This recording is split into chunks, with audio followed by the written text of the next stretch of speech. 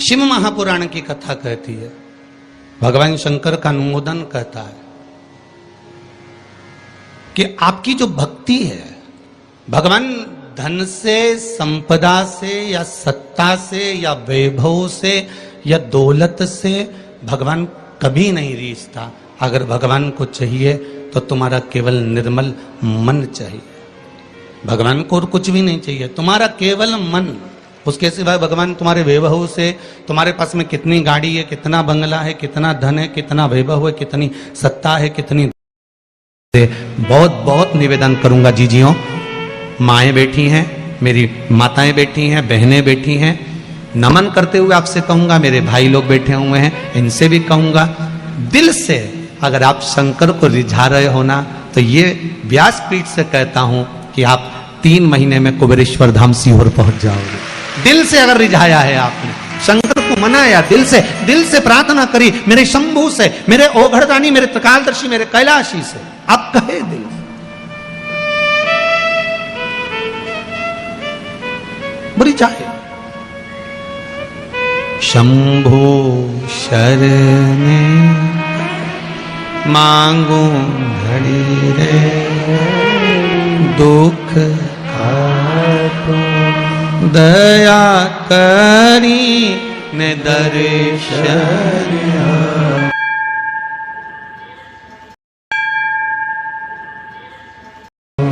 बाबा बस जीवन के सारे दुख, रोग, बीमारी, तकलीफ, सब कष्ट दूर हो। वृंदा का सात्वित्व प्रबल था, दिखावा नहीं करती थी वृंदा। शंकर को हम कभी नहीं, आपने कभी शिव पुराण के माध्यम से कभी सुना कि हमने आपसे कहा कि आप शिव जी के मंदिर में जाकर इतने रुपए खर्च करना या इतना रुपया देना या इतना आप लगाना, कभी कहा यहां से व्यासपीठ से कभी नहीं बोले कि आप इतना खर्चा करो या आप इतना लगाओ। व्यासपीठ से इतना जरूर बोले हैं कि 1 लोटा पानी, या कभी बोला होगा तो फूल या शमी पत्र या बेल पत्र, और बोला होगा तो तुम्हारे घर में जो सामान होगा वही बताया होगा, शहद है, घी है, या शमी पत्र है, या पीपल का पत्ता है, या आदि कादि, काली तिल, काली मिर्च, आदि कादि जो भी होगा वही आपके घर में जो है वो शिव को दो। जो तुम्हारे पास है वो भगवान को दो, भगवान उसको स्वीकार करेगा। तुम्हारा अपना जो तुम्हारे पास में है वो आप भगवान को दो, भगवान से स्वीकार करेगा। अब शिव को प्रदान करो तो दिल से दो, जो भी दे रहे हो ना दिल से प्रदान करो। आज एक बात और बहुत ध्यान से सुनिएगा महाराज जी, कभी आपको लगे ऐसा कि व्यापार बहुत अच्छा चल रहा था और एकदम बंद सा हो गया, फैक्ट्री चल रही थी एकदम बंद सी हो गई, मेरा व्यापार ही नहीं बढ़ रहा, तो प्रयास करना, तांबे के कलश में जल लीजिएगा, बेलपत्री नीचे हाथ में रखिएगा, तांबे के कलश को उसके ऊपर रखिएगा, तांबे के कलश को उसके ऊपर रखिएगा महाराज, उल्टा हाथ उस तांबे के कलश पर रखिएगा, अपना नाम और गोत्र का स्मरण करिएगा। ऐसा कैसा ही पात्र लेकर जाइए, अंगूठे से और उंगलियों से पात्र को पकड़कर बेलपत्री हाथ में ही रखे रहने देना। अपनी जिस कामना से जो भी व्यापार है आपका, जो फैक्ट्री है, जो व्यवसाय है नहीं चल रहा, या इंटरव्यू के लिए जा रहे हो नहीं हो रहा, तो जल का पात्र पकड़कर हाथ का स्पर्श कर कर जल श्री तुम्ब रूपेश्वर महादेव, कौन से महादेव? तुम्ब रूपेश्वर महादेव के नाम से शिव को चढ़ा दीजिए। बाद में पात्र को नीचे रखकर बेलपत्री शंकर जी पे जब चढ़ाएं तो इस डंडी के भाग को अशुक सुंदरी का स्थान होना चाहिए। चढ़ाते समय डंडी का भाग अशुक सुंदरी की ओर रख दें महाराज। झोली पसार कर प्रणाम करें, बाबा से निवेदन कर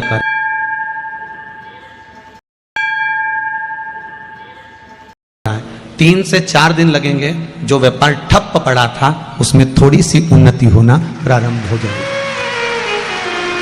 तुम रूपेश्वर महादेव भगवान शंकर आनंद की राशि हैं, शिव सुख की राशि है, आनंद देंगे।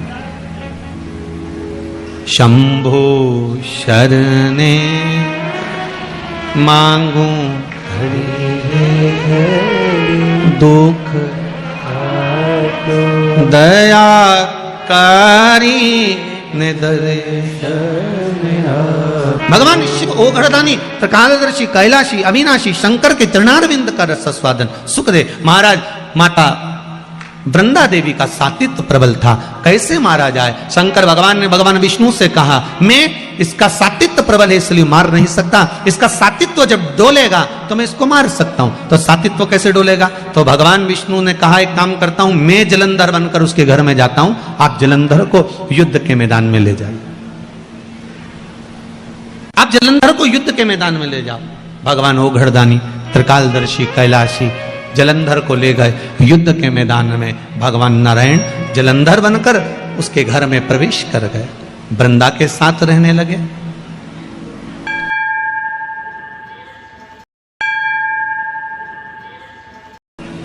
कितनी विचित्र कथा है, बहुत ध्यान दीजिएगा। मेरे शंकर भगवान ने भगवान नारायण से यह नहीं कहा कि आप जलंधर बनकर जाओ, मेरे शंकर भगवान ने यह नहीं कहा कि आप रूप बदल कर जाओ, मेरे शंकर भगवान ने यह नहीं कहा कि आप जाकर उसके साथ छल करो। मेरे शंकर भगवान ने केवल इतना कहा कि इसका सातित्व अगर पक्का है तो मैं इसको मार नहीं सकता। अगर सातित्व पक्का है तो मैं इसको नहीं मार सकता, मैं इसको संहार नहीं कर सकता। अब जाएं ना जाएं वो आपके ऊपर।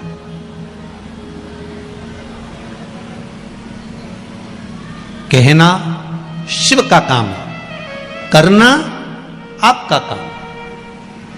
आप अगर शंकर की भक्ति को धारण कर रहे हैं, शिव तत्व को धारण कर रहे हैं।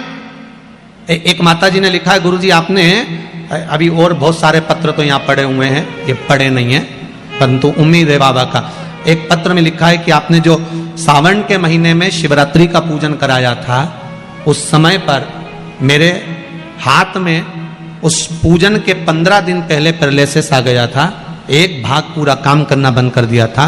फिर भी मेरे बेटे और बहू ने वो सावन के महीने की शिवरात्रि पर रात को जो अभिषेक करा, काली मिर्च उसमें समर्पित करी, उसी में से एक काली मिर्च उठाकर मैंने वो काली मिर्च खाई और बाबा की कृपा से 15 दिन के अंदर मेरा हाथ काम करना चालू कर दिया। ये विश्वास आपका था,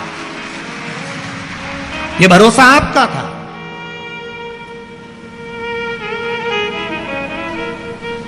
कई लोगों ने वो काली मिर्ची का विरोध भी करा क्योंकि मिर्ची जरा ज्यादा लग गई थी।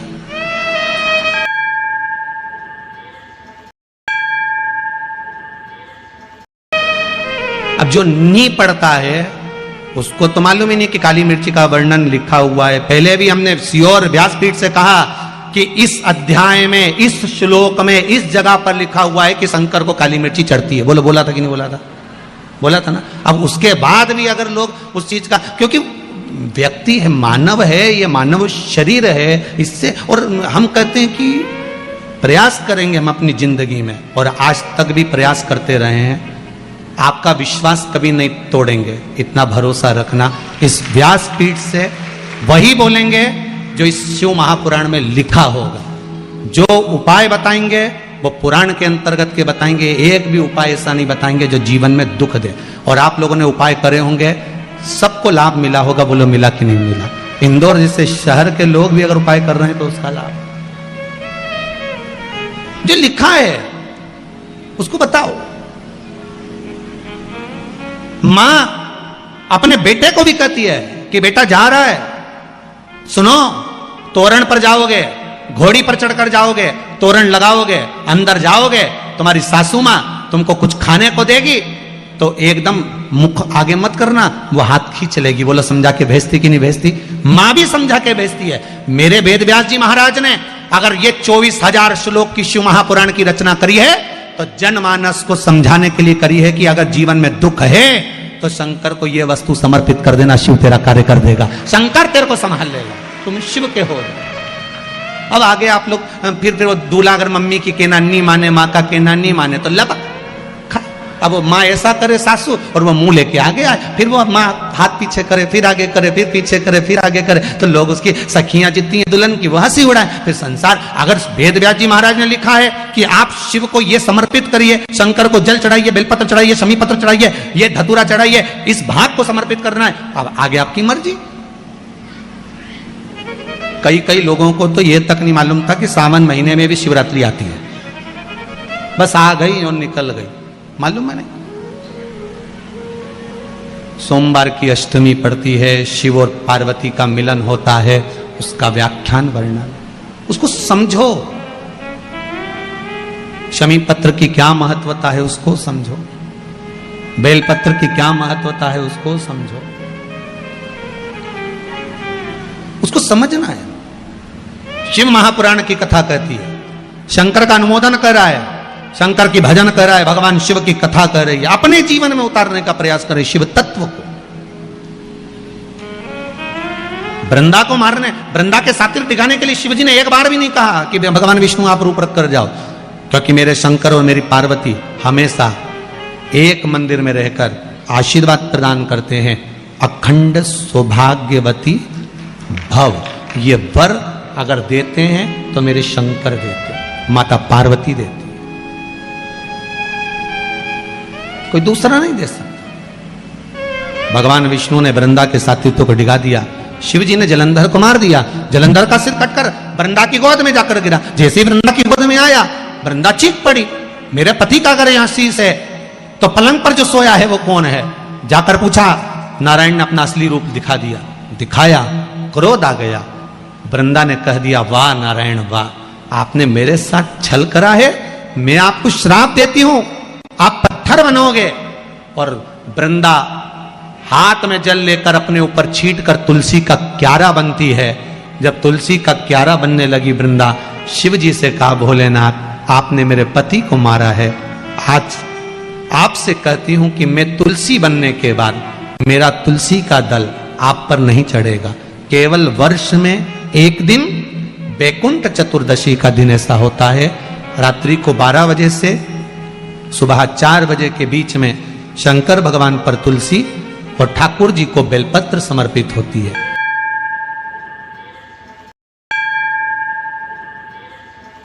वो बेलपत्र और तुलसी को उठाकर शहद की शीशी में रखा जाता है।